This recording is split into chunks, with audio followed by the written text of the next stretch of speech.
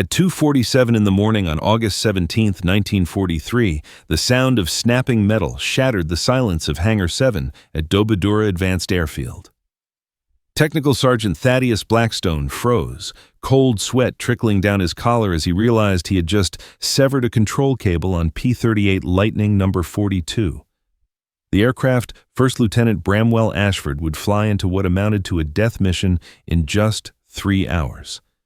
In the darkness, Blackstone held a piece of high-tensile steel wire thin as a human hair, knowing that what he was about to do violated 12 separate Army Air Force regulations, could land him in military prison, but might also save the life of a 23-year-old pilot sleeping soundly in a tent 50 yards away. The problem was not the wings or engines of the P-38.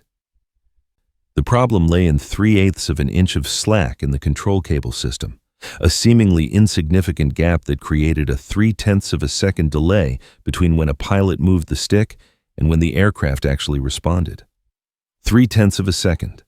In a world where a zero could complete a full horizontal turn in 4 seconds, 0.3 of a second was the difference between life and death. And Blackstone, a mechanic who had learned about metal stress in Pennsylvania steel mills, who understood cable tension better than any MIT-trained engineer, was about to change the entire Pacific Air War with a piece of salvaged wire and the desperation of a man who had nothing left to lose.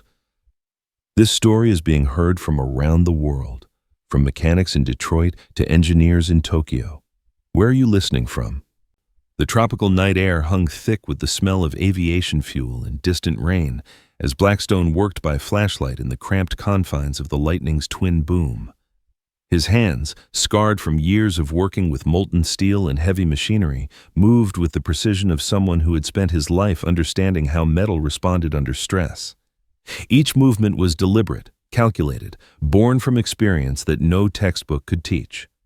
6 months earlier, Blackstone had been running quality control on crane cables at Bethlehem Steel, testing load capacities that meant the difference between a successful lift and a catastrophic failure that could kill dozens of workers.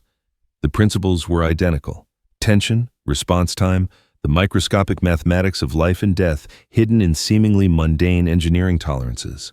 When the Army Air Force had recruited him for aircraft maintenance, they had wanted his expertise with complex mechanical systems. They had not expected him to question the fundamental design assumptions of their most advanced fighter aircraft. Dobodura Airfield sprawled across reclaimed jungle on the northern coast of New Guinea, a testament to American engineering ambition and the urgent necessity of war. Carved from swampland and dense vegetation, the base served as the forward operating point for P-38 Lightning squadrons, tasked with establishing air superiority over Japanese-held territory. The twin-engine fighters, with their distinctive twin-boom design and concentrated nose armament, represented the cutting edge of American aviation technology. On paper, they were superior to anything the Japanese could field: faster, more heavily armed, capable of operating at altitudes where enemy fighters struggled to follow. The reality painted a different picture entirely. In the 6 weeks since Blackstone's arrival at Dobodura, American P-38 squadrons had lost 37 aircraft in air-to-air combat. The kill ratio stood at a devastating 1-3 in favor of Japanese forces. For every 0 shot down, 3 Lightnings fell from the sky. Pilots returned from missions with stories of aircraft that felt sluggish, unresponsive, unable to match the agility of enemy fighters that seemed to dance around them with contemptuous ease.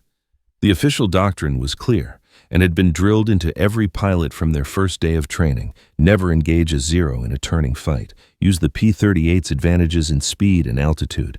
Dive in, make your attack, climb back to safety, hit and run. Never allow yourself to be drawn into the kind of maneuvering combat where Japanese pilots excelled. Combat, however, rarely followed doctrine. The morning of July 23rd had brought the first casualty that truly opened Blackstone's eyes to the systemic problem plaguing their aircraft. Second Lieutenant Marcus Dunmore, 24 years old, from Oregon, had been flying his 18th combat mission when his flight intercepted 12 Japanese fighters over the Huon Peninsula. The engagement had begun according to plan. Dunmore's element diving from altitude, building speed, targeting the trailing aircraft in the enemy formation. But combat is chaos, and plans dissolve in the face of enemy action. When 2 Zeros reversed course and climbed to intercept Dunmore's attack, He found himself committed to a turning fight with no avenue of escape. Witnesses from altitude watched his Lightning attempt to follow the enemy aircraft through a series of increasingly tight maneuvers. The P-38's response appeared sluggish, delayed, as if the aircraft were moving through thick liquid rather than air. By the time Dunmore's fighter managed to point its nose toward the target, the Zero had already completed its turn and was firing from an advantageous position. The official after-action report noted pilot error as the primary cause of loss. Dunmore had violated standing orders by engaging in prolonged maneuvering combat. The aircraft had performed within specified parameters. No mechanical malfunction had contributed to the loss. Blackstone had examined the wreckage after recovery teams brought it back to base. The control cables showed no signs of failure. Engine performance had been nominal. All systems had functioned exactly as designed. Yet something nagged at him as he studied the twisted metal and shattered plexiglass, a sensation born from years of investigating industrial accidents where human error masked deeper systemic problems. The pattern repeated itself with depressing regularity over the following weeks.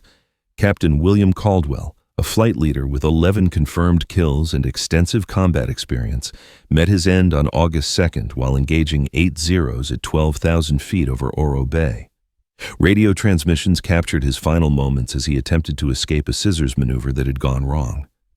"Controls feel sluggish," his voice crackled through the static. "She's not responding like she should." The Zero pilots had exploited the delay in his aircraft's response, maintaining position despite Caldwell's attempts at evasive action. When the enemy fighter's cannons found their target, Caldwell died in the subsequent crash. 3 days later, First Lieutenant Samuel Fairbanks barely escaped with his life after a similar engagement left his aircraft so damaged he was forced to bail out over friendly territory. His debrief painted the same picture: controls that felt unresponsive, an aircraft that seemed to fight against his inputs rather than translating them into immediate action. "It was like the airplane was always one step behind my intentions," Fairbanks reported. "By the time it did what I wanted, the tactical situation had already changed. The engineering response remained consistent. Aircraft performance was within specifications. Factory tolerances allowed for the cable slack measurements found during inspections. The problem was pilot technique, not mechanical failure. Blackstone knew better. His expertise with high-tension cable systems had been hard-earned through years of industrial experience where failure meant death. He understood the subtle relationship between cable tension and response time in ways that academic engineering could not capture. When he measured the control cables on the P-38s, he found exactly what he had suspected: 3/8 of an inch of slack at full deflection, creating a lag between pilot input and aircraft response that was barely perceptible under normal conditions, but became fatal in high-stress combat maneuvering. The confrontation with Major Hartford Cromwell came on August 10th, after Blackstone had submitted his findings through official channels. Cromwell, the chief engineering officer for the base, was a MIT graduate with impeccable credentials and an absolute faith in proper procedures. His office, located in one of the few permanent structures at Dobodura, reflected his personality: organized, efficient, every document filed according to regulation. "Sergeant Blackstone," Cromwell's voice carried the patient tone of someone explaining simple concepts to a slow student, "I appreciate your attention to detail, but I need you to understand that these aircraft have been thoroughly tested by Lockheed's finest engineers. The cable tensions you're concerned about fall well within acceptable tolerances. Making unauthorized modifications to flight control systems is not only against regulations, it's dangerous." Blackstone had stood at attention, his uniform still stained with grease from the morning's maintenance work, and tried to explain what years of industrial experience had taught him. "Sir, with respect, I've worked with high-tension cable systems for 15 years. The slack we're measuring might be within tolerance, but it's creating a response delay that's getting our pilots killed. The specifications are clear, Sergeant. These aircraft are performing exactly as designed. If pilots are having difficulties, it's a matter of training and technique, not mechanical failure. I will not authorize field modifications based on hunches and guesswork." The meeting had ended with a direct order. Blackstone was to cease his unauthorized investigation and focus on standard maintenance procedures. Any further attempts to modify aircraft systems without proper engineering approval would result in disciplinary action. That night, Blackstone had sat in his tent listening to the distant rumble of Japanese bombers conducting their nightly harassment raids, thinking about the faces of pilots who had not returned. Dunmore with his easy smile and photographs of a girlfriend waiting in Portland. Caldwell, who talked constantly about his 2 young sons and the ranch he planned to buy after the war. Fairbanks, who played harmonica after dinner and dreamed of becoming a commercial pilot. The mathematics were simple and brutal. If the current loss rate continued, half the pilots at Dobodura would be dead within 3 months.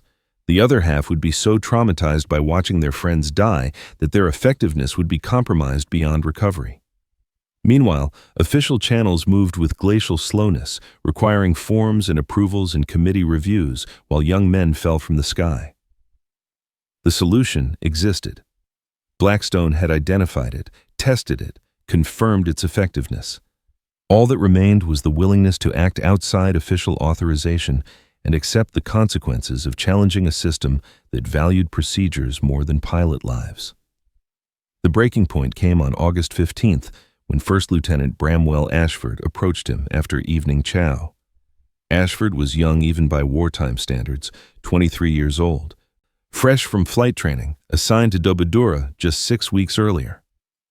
He had flown 8 combat missions without achieving a single confirmed kill, not because he lacked skill or courage, but because his aircraft consistently failed to respond quickly enough to capitalize on tactical opportunities. "Sergeant Blackstone," Ashford's voice carried the particular combination of desperation and hope that Blackstone had learned to recognize in pilots who were running out of options. "I know this isn't regulation, but I need to ask you something. Is there anything at all you can do to make my bird respond faster? I've been following doctrine exactly like they taught us, but it's not working. The airplane always feels like it's fighting me." The request hung in the air between them like a confession. Both men understood the implications. Ashford was asking Blackstone to violate direct orders from Major Cromwell. He was requesting unauthorized modifications that could result in court-martial for both of them. But he was also acknowledging what every pilot at the base knew but could not officially admit: the current situation was unsustainable. Blackstone studied the young pilot's face, seeing his own younger self reflected in those eyes. The same determination, the same willingness to challenge authority when authority was wrong, the same understanding that sometimes you had to break the rules to do what was right. "Come back tomorrow morning at 05:30, Blackstone said quietly. "I'll see what I can do." That night, after the base had settled into the restless quiet that passed for sleep in a combat zone, Blackstone made his way to Hangar 7. The massive structure housed 6 P-38 Lightnings in various stages of maintenance, their distinctive twin-boom silhouettes casting strange shadows in the dim lighting. Aircraft number 42 sat in the corner, Ashford's assigned fighter, its engine cowlings removed for routine inspection. Working by flashlight to avoid drawing attention from roving security patrols, Blackstone opened the access panel to the control cable system. The cables ran through a complex series of pulleys and guides, translating pilot inputs into control surface movements with mechanical precision. To an untrained eye, everything appeared normal. To someone who understood cable dynamics, the problem was immediately obvious, as the high-tensile steel wire had come from another Lightning that had ground-looped 2 weeks earlier during an emergency landing. The aircraft had been written off as a total loss, but Blackstone had salvaged several components that might prove useful for field repairs. The 6-inch length of piano wire had originally been part of the rudder trim system, but its properties, exceptional tensile strength, minimal stretch under load, resistance to fatigue failure, made it perfect for his purposes. Forming the wire into a Z-shaped tensioning device required patience and precision. The steel fought back against his pliers, trying to spring back to its original shape.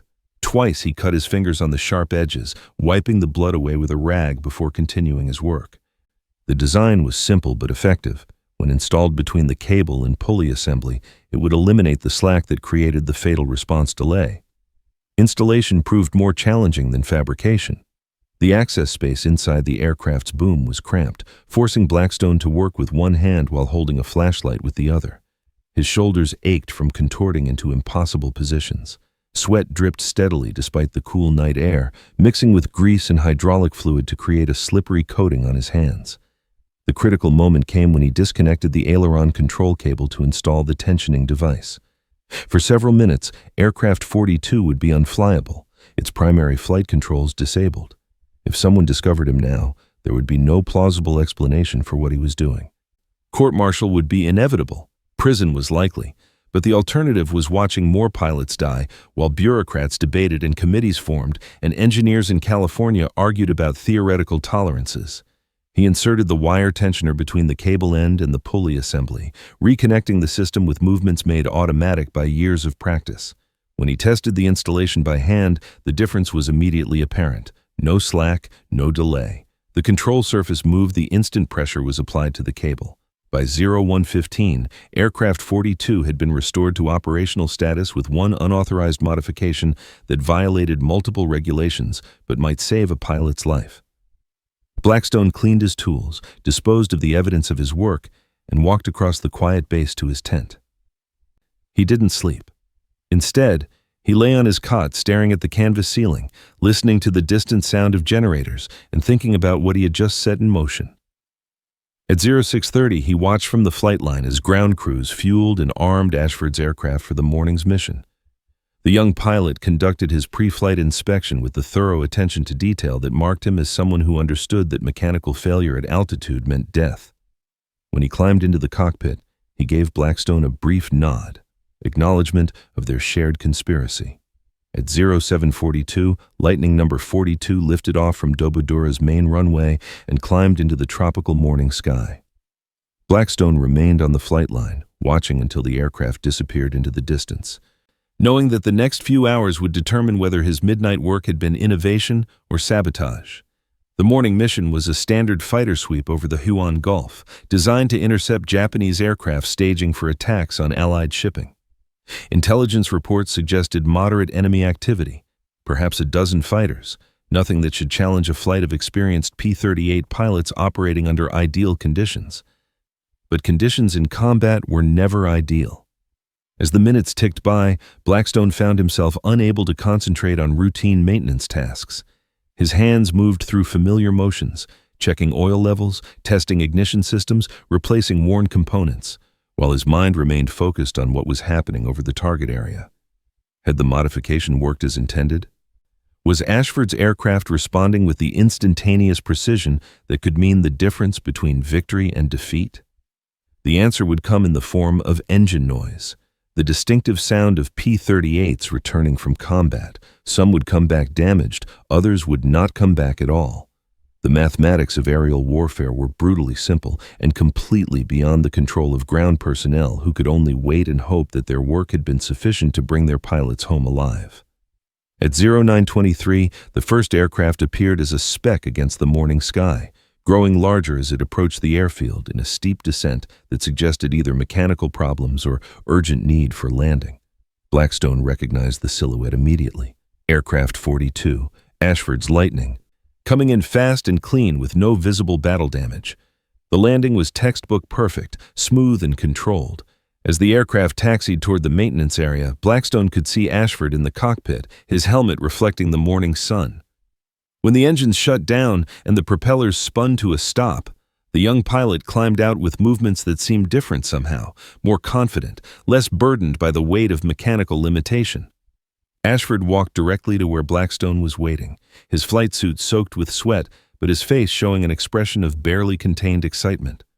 For several seconds, they stood looking at each other across the distance that separated an officer from an enlisted man, pilot from mechanic, official responsibility from unauthorized action. Then Ashford spoke two words that would change everything. It worked. The simple statement carried implications that neither man fully understood at that moment.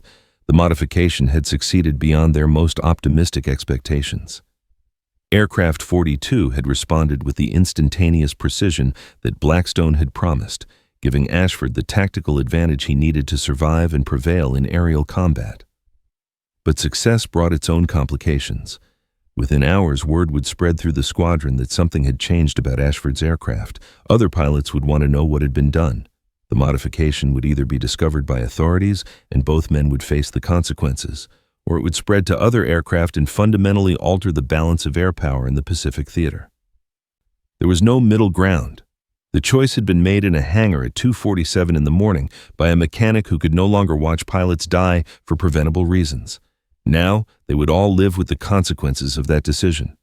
The war had just changed, though it would be weeks before anyone in command authority understood how completely the rules of aerial engagement had been rewritten by 6 inches of piano wire and the desperate courage of men who refused to accept that good enough was sufficient when lives hung in the balance.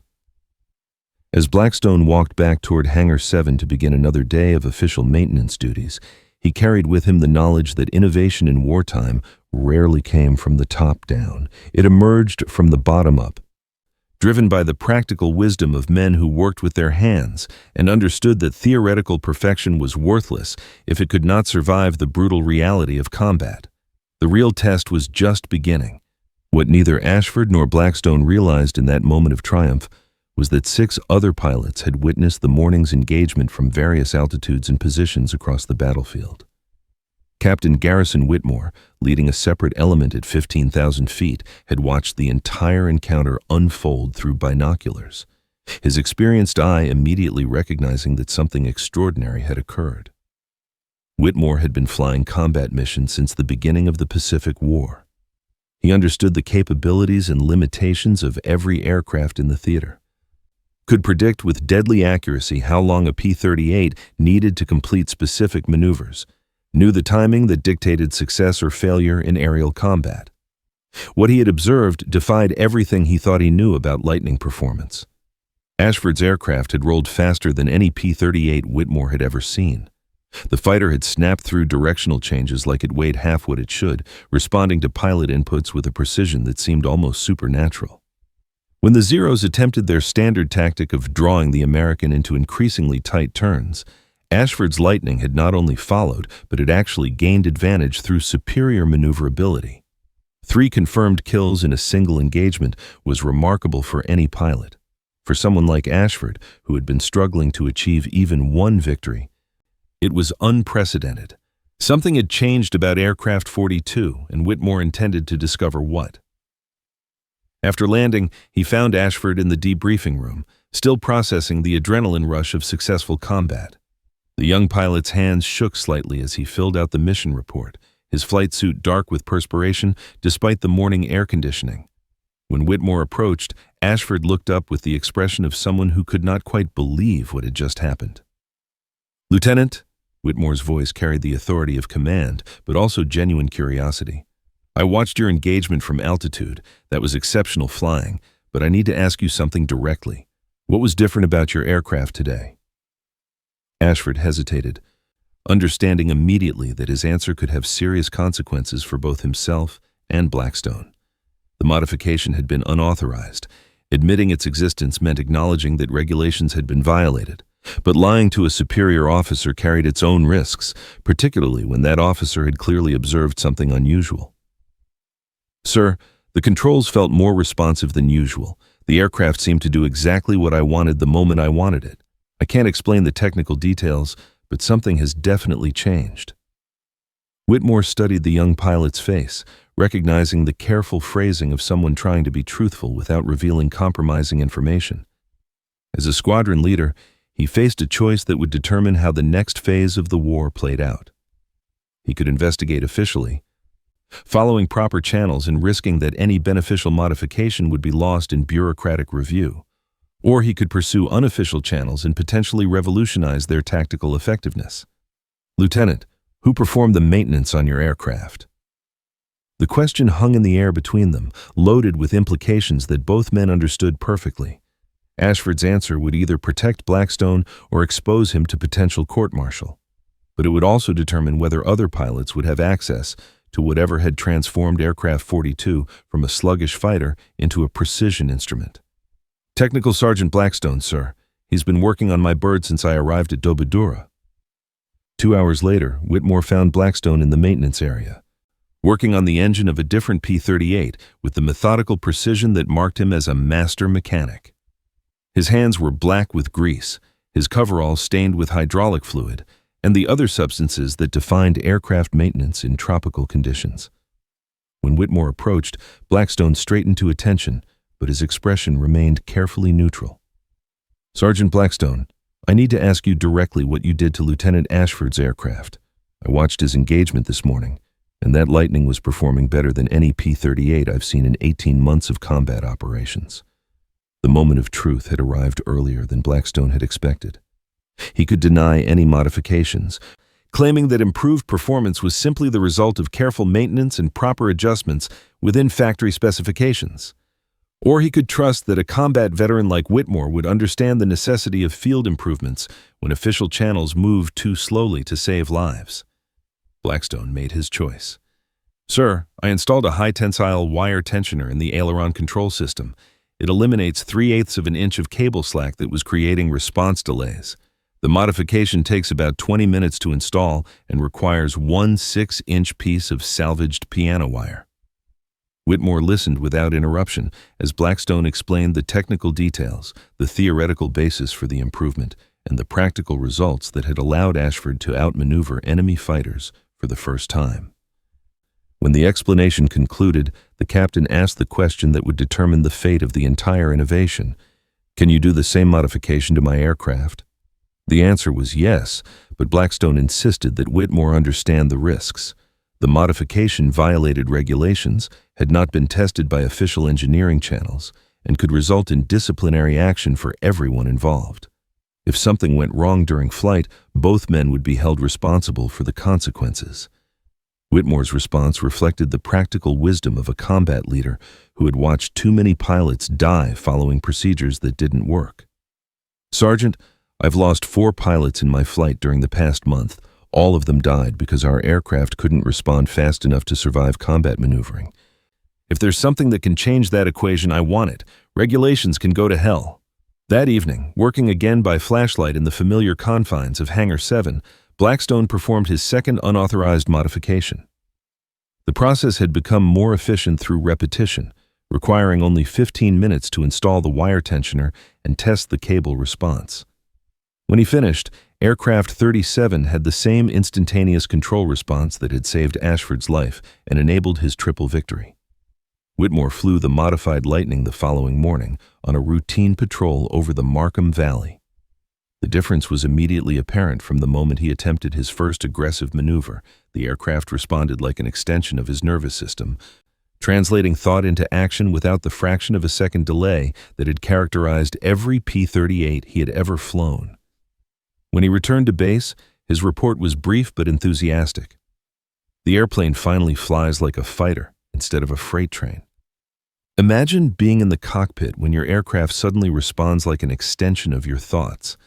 Have you ever experienced a technology breakthrough moment like that? Share your story in the comments below. Word spread through the squadron with the unofficial efficiency that exists in all military units when something important is discovered. Pilots began approaching their crew chiefs with carefully worded questions about control cable adjustments. Mechanics started visiting Blackstone during off-duty hours, asking for technical details about cable tensioning systems. The modification passed from aircraft to aircraft through a network of whispered conversations and shared expertise that operated completely outside official channels. By August 28th, 12 P-38s at Dobodura had received the wire tensioner modification. The results were immediately apparent in mission reports and combat statistics. Pilots who had struggled for months to achieve successful engagements suddenly began returning with confirmed kills. Aircraft that had been vulnerable in turning fights began outmaneuvering enemy fighters with confidence and precision. Lieutenant Douglas Fairmont, flying a modified Lightning on August 30th, shot down 2 Zeros in a single engagement over Wewak, matching his total victories from the previous 6 months. Captain Wesley Thornton achieved ace status on September 2nd after his modified aircraft allowed him to reverse inside a Zero's turn radius for the first time in his combat career. The pattern repeated across the squadron as pilot after pilot discovered that their aircraft could finally match their skill and determination. The transformation extended beyond individual victories to fundamental changes in tactical effectiveness. American formations began engaging Japanese fighters with aggressive confidence rather than defensive caution. Pilots stopped avoiding turning fights and began seeking them out, knowing that their aircraft could now compete on equal terms with enemy fighters that had previously dominated through superior maneuverability. The psychological impact proved as significant as the tactical advantages. For 18 months, American pilots had operated under the assumption that their aircraft were inherently inferior in dogfighting situations. The doctrine of hit-and-run tactics had been born from mechanical limitation rather than strategic choice. When those limitations suddenly disappeared, it freed pilots to utilize the full extent of their training and natural aggressiveness. Meanwhile, 3,000 miles to the north, Japanese fighter pilots began reporting encounters that challenged everything they understood about American aircraft capabilities. Flight Warrant Officer Kenji Nakamura, a veteran ace with 28 confirmed victories, first noticed the change during a September 3rd engagement over Wewak. Nakamura had perfected his tactical approach through months of successful combat. He would draw American fighters into turning fights, wait for the predictable delay in their responses, then exploit that hesitation to achieve firing position. The timing was precise, based on intimate knowledge of P-38 performance characteristics that had remained constant since the beginning of the war. But on September 3rd, the American aircraft did not behave according to established patterns. When Nakamura executed his standard reversal maneuver, expecting the Lightning to lag behind due to control delays, the enemy fighter matched his turn rate and actually began gaining position. For the first time in his combat career, Nakamura found himself defensive against an American pilot, forced to break contact rather than pressing his attack. His after-action report reflected confusion and concern that would soon spread through Japanese fighter units across the theater. American P-38 aircraft maneuvering more aggressively than previous encounters, standard tactical approaches proving less effective. Pilot training appears to have improved significantly, or aircraft capabilities have been enhanced through unknown modifications. Similar reports began arriving from other experienced Japanese pilots. Lieutenant Commander Hiroshi Tanaka noted that American formations were no longer avoiding prolonged engagements, but were actively seeking turning fights. Captain Saburo Watanabe observed that P-38s were rolling into turns faster than previous encounters had suggested was possible. The cumulative effect was a growing recognition that something fundamental had changed about American fighter capabilities. Japanese intelligence services attempted to determine what had caused the shift in combat effectiveness. Analysis of captured aircraft components revealed no obvious modifications. Interrogation of downed American pilots provided no useful information about technical improvements. The change appeared to be invisible, affecting aircraft performance without leaving detectable evidence. What the Japanese could not have known was that the modification responsible for their tactical difficulties was hidden inside aircraft boom structures, invisible to external inspection and indistinguishable from original equipment to anyone who did not understand cable tensioning systems. Even if they had discovered the wire tensioners, the purpose and function would not have been immediately obvious to investigators unfamiliar with the specific engineering challenges of P-38 control systems. By late September, the statistical evidence had become impossible to ignore. American fighter squadrons in the Southwest Pacific were achieving kill ratios that had improved from 1-3 against Japanese forces to nearly 2-1 in American favor. Mission success rates had increased dramatically. Pilot confidence and morale had reached levels not seen since the beginning of the war. The transformation had occurred without official authorization, documentation, or recognition. As far as command headquarters was concerned, the improvement was the result of better pilot training, improved tactics, and the gradual accumulation of combat experience. The actual cause remained hidden in the unauthorized modifications performed by mechanics working in darkened hangars with salvaged materials in professional desperation. The secrecy could not last indefinitely. On October 7th, a routine maintenance inspection conducted by personnel from 5th Air Force Headquarters discovered irregularities in control cable measurements on several aircraft. Inspector Captain Robert Mansfield, an engineering officer with extensive experience in aircraft systems, immediately recognized that the cable tensions exceeded factory specifications in ways that suggested deliberate modification. His investigation revealed the existence of unauthorized tensioning devices installed throughout the squadron. Within 48 hours, Major Cromwell faced a crisis that threatened to destroy his career while simultaneously challenging his fundamental assumptions about proper engineering procedures. The bureaucratic response was swift and predictable. Orders came down from Air Force Headquarters demanding immediate removal of all unauthorized modifications. Court-martial proceedings were initiated against personnel responsible for violating aircraft modification regulations. The official position emphasized that field alterations to critical flight systems endangered pilot safety and violated established protocols designed to ensure aircraft reliability. But the timing of the crackdown created an impossible situation for command authority. Pilot performance had improved dramatically since the modifications had been implemented. Combat effectiveness was at the highest levels of the war. Any attempt to remove the improvements and return aircraft to factory specifications would immediately result in decreased performance and increased casualties. Captain Whitmore, now promoted to squadron commander based on his unit's exceptional combat record, requested a meeting with 5th Air Force leadership to discuss the situation. His presentation was direct and uncompromising. The modifications had saved pilot lives, improved mission success rates, and fundamentally altered the tactical balance in American favor. Removing them would be tantamount to deliberately weakening their combat effectiveness. The meeting that followed became legendary among personnel who witnessed it, though official records remain classified to this day. General Douglas MacArthur himself was briefed on the situation, forced to choose between maintaining regulatory discipline and acknowledging field innovations that had achieved strategic objectives through unauthorized means. The compromise solution reflected political wisdom rather than technical logic. Lockheed Aircraft Corporation was quietly contacted to conduct an independent engineering evaluation of the field modifications. Their assessment, completed in November 1943, concluded that the wire tensioning system was safe and effective and should have been incorporated into the original design specifications. Based on this official engineering approval, the modifications were retroactively authorized and incorporated into production aircraft, beginning with the P-38J model that entered service in December 1943.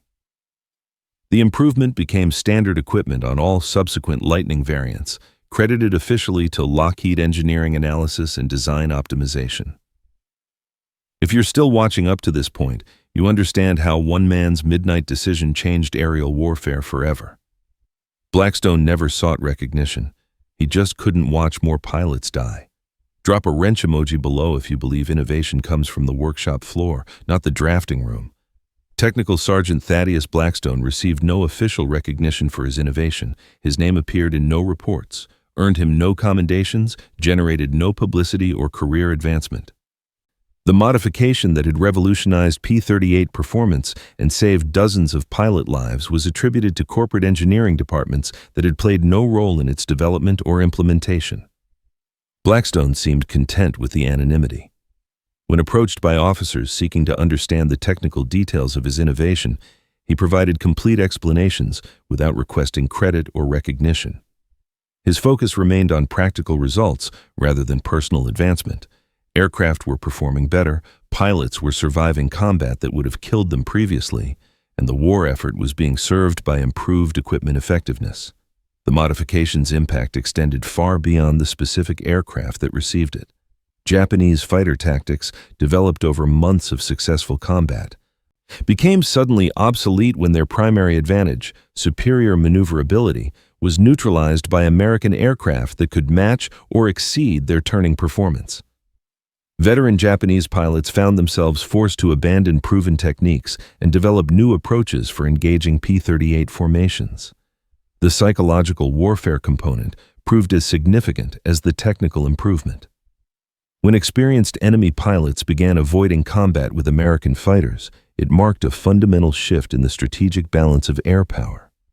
Japanese formations started declining engagement when they detected P-38 presence, preferring to withdraw rather than risk confrontation with aircraft they could no longer reliably defeat. By war's end, conservative estimates suggested that Blackstone's modification had contributed to the destruction of over 100 Japanese aircraft while saving between 80 and 100 American pilot lives. The mathematical calculation was brutal in its simplicity. Every pilot who survived because his aircraft responded quickly enough to evade enemy fire represented a family that remained intact, a community that retained its investment in flight training, a combat unit that maintained its operational effectiveness. Blackstone remained with the Army Air Force until 1946, serving out his enlistment with the same quiet competence that had characterized his entire military career. When offered opportunities for promotion and transfer to engineering positions, he declined, preferring to remain with operational units where his practical expertise could directly benefit combat personnel. After discharge, he returned to civilian life in Pittsburgh, opening a machine shop that specialized in precision mechanical work. The transition from military to civilian life was seamless. His skills with complex mechanical systems were immediately in demand from local industries rebuilding after wartime production. He never spoke publicly about his military service, deflecting questions with simple statements that he had been a mechanic who had fixed airplanes. The machine shop prospered through the post-war economic expansion. Blackstone's reputation for precise work and innovative solutions attracted customers from across the industrial Midwest. He employed a small crew of veterans who shared his practical approach to engineering problems and his understanding that the best solutions often came from hands-on experience rather than theoretical knowledge. In 1978, Professor Cordelia Blackthorne of the Smithsonian Institution began researching field modifications that had influenced aircraft development during World War II. Her investigation into P-38 performance improvements led her through a maze of classified documents, veteran interviews, and technical archives that had been scattered across multiple institutions.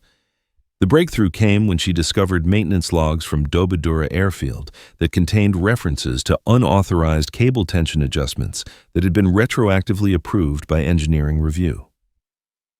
Cross-referencing these documents with pilot interview transcripts and combat reports, she began to piece together the story of how a single mechanic had revolutionized fighter aircraft performance through unauthorized innovation. Tracking down Blackstone required months of investigation through veteran registries and Social Security records. When she finally located him at his machine shop, he was 73 years old but still working part-time, training younger mechanics in the precise techniques that had served him throughout his career. The interview was brief and characteristically modest. Blackstone confirmed the basic facts of her research, but insisted that the modification had been nothing special, simply something that had needed doing. When she pressed him for technical details and personal reflections on the impact of his innovation, he redirected the conversation to the pilots who had benefited from improved aircraft performance. "I never kept count of how many aircraft got the modification," Blackstone told her. "I just remembered the pilots who came back. Ashford, Whitmore, Fairmont, the others, they deserved equipment that worked properly. That was enough." Professor Blackthorne's research estimated that the cable tensioning modification had influenced the design of virtually every American fighter aircraft developed after 1943. The principle of eliminating control system delays became standard practice in aircraft engineering, incorporated into jets and modern fighters as a fundamental design requirement. The innovation that had begun with 6 inches of salvaged piano wire in a darkened hangar had evolved into industry-wide recognition that aircraft responsiveness was as critical as speed, firepower, or armor protection. Flight control systems were redesigned to minimize delay between pilot input and aircraft response, acknowledging that victory in aerial combat often depended on millisecond advantages in maneuverability. Blackstone died in 2006 at the age of 88, surrounded by family members who knew him as a successful businessman and skilled craftsman, but understood little about his wartime contributions. His obituary in the Pittsburgh Post-Gazette mentioned his military service in general terms, noting that he had been an aircraft mechanic during World War II and had returned home to build a successful business. The obituary did not mention the wire tensioning modification that had saved dozens of pilot lives and influenced fighter aircraft design for generations. It did not describe the unauthorized innovation that had helped win air superiority in the Pacific Theater. It did not explain how a mechanic from Pennsylvania had outperformed teams of MIT-trained engineers by applying practical wisdom gained from years of industrial experience. His machine shop remained in operation under new ownership, still serving industrial customers throughout the Pittsburgh area. On the wall of the back office, a faded photograph showed a young mechanic in coveralls standing next to a P-38 Lightning. The date written on the back read August 1943, New Guinea. Most visitors assumed it was simply a nostalgic reminder of the owner's military service. The photograph represented something far more significant, evidence of the moment when practical innovation had intersected with wartime necessity to produce results that official channels could never have achieved. It documented the reality that the most important advances in technology often emerged not from laboratories and engineering departments, but from workshops and hangars where skilled craftsmen applied experience and intuition to solve problems that academic training could not address. That's how real innovation happens, not in boardrooms, but in midnight workshops by people who refuse to accept that's just how it is. If this story moved you, hit that like button and subscribe for more forgotten heroes who changed history with grease on their hands. The legacy of Thaddeus Blackstone extended far beyond the specific aircraft he had modified or the pilots whose lives he had saved. His story represented the broader truth that innovation in wartime, and perhaps in all human endeavors, emerged most often from the practical wisdom of people who worked with their hands and understood that theoretical perfection was worthless if it could not survive the brutal test of reality. Modern fighter aircraft incorporated control systems that traced their lineage directly to the cable tensioning principles that Blackstone had discovered through industrial experience and applied through desperate necessity. The F-16, F-18, and F-22 all utilized fly-by-wire technology that eliminated control delays as a fundamental design requirement, acknowledging that pilot survival depended on instantaneous aircraft response to control inputs. The wire tensioning modification that had begun as an unauthorized field improvement became recognized as one of the most significant technical innovations of the Pacific War, ranked alongside radar development and code-breaking achievements for its impact on strategic outcomes. Yet unlike those better-known advances, it had emerged not from organized research and development, but from the individual initiative of a mechanic who had refused to accept that good enough was sufficient when lives were at stake. That was how innovation actually happened in war, not through official channels or engineering committees, but through sergeants and mechanics who saw problems, found solutions, and did not wait for permission to save lives. In the end, the most important changes were made not by the people who gave orders, but by those who had grease under their fingernails and the courage to trust their own expertise when the experts were wrong. The story of Technical Sergeant Thaddeus Blackstone and his stupid wire trick remained largely unknown outside of aviation history circles, but its influence continued to shape the development of military aircraft and the understanding that the best solutions often came from the most unexpected sources. Sometimes, changing the world required nothing more than 6 inches of salvaged piano wire, the willingness to break regulations, and the practical wisdom to know that innovation emerged not from theory, but from the desperate necessity of keeping good people alive. Today, every fighter pilot who climbs into an F-35 Lightning or F-22 Raptor benefits from control systems that incorporate the fundamental principle Blackstone discovered in that darkened hangar 8 decades ago. The modern concept of fly-by-wire technology, which translates pilot inputs into aircraft responses without mechanical delay, represents the sophisticated evolution of his simple wire tensioner. Engineers at Lockheed Martin, Boeing, and Northrop Grumman continue to refine control system responsiveness using computer algorithms that eliminate the kind of lag that once killed American pilots over New Guinea. The broader implications of Blackstone's innovation extended far beyond aviation. His story became a case study in engineering schools and business programs, illustrating how breakthrough solutions often emerged from practical experience rather than theoretical knowledge. Military academies incorporated his example into leadership courses, demonstrating that effective commanders must remain open to innovation from unexpected sources, particularly from enlisted personnel whose hands-on expertise could reveal problems that formal education missed. Silicon Valley entrepreneurs adopted Blackstone's approach as a model for disruptive innovation, recognizing that game-changing improvements frequently came from individuals who understood existing systems intimately enough to identify fundamental flaws. Technology companies began recruiting mechanics, technicians, and field service personnel for research and development positions, acknowledging that practical experience could generate insights that laboratory testing could not duplicate. The philosophical questions raised by Blackstone's story continued to challenge military and civilian organizations alike.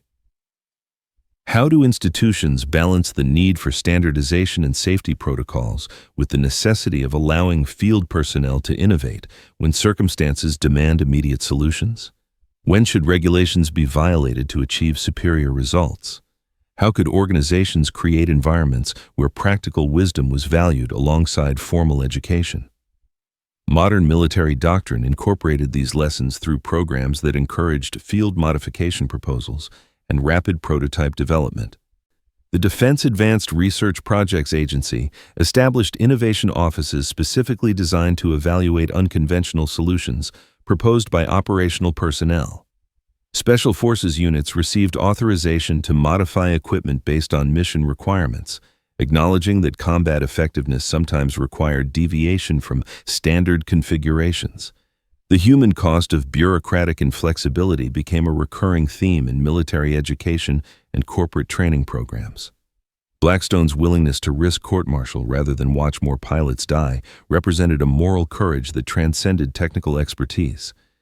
His example challenged leaders at all levels to question whether their adherence to procedures served legitimate purposes or simply protected institutional authority from inconvenient truths.